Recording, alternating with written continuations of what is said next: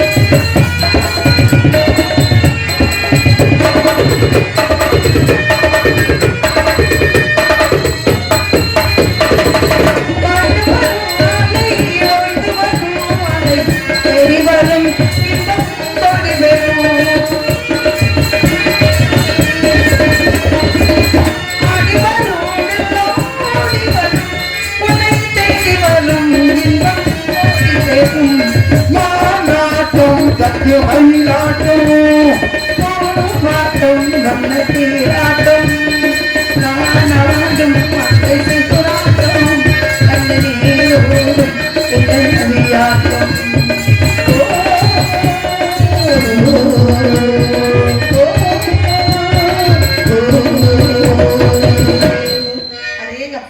எத்தனை இடத்துக்கு போயிருக்கு இது மாதிரி இடத்தை நம்ம பார்த்தது இல்ல பெருமையா மனசுக்கு நிறைவா இருக்கு ஆகையினால இந்த இடத்துல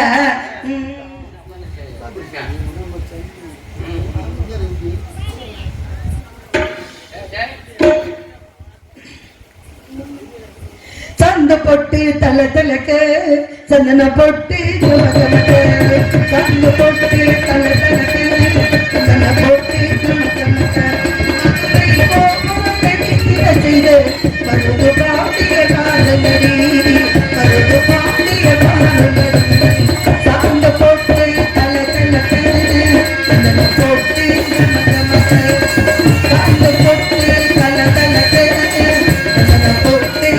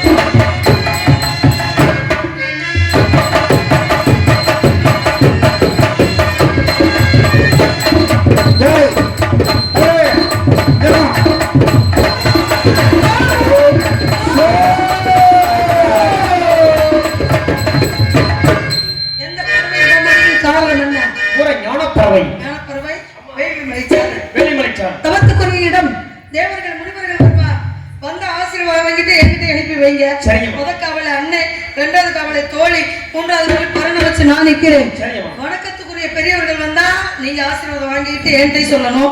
நான் நிறைய ஆசீர்வாதம் வாங்கணும். அதனால சோப்பாடு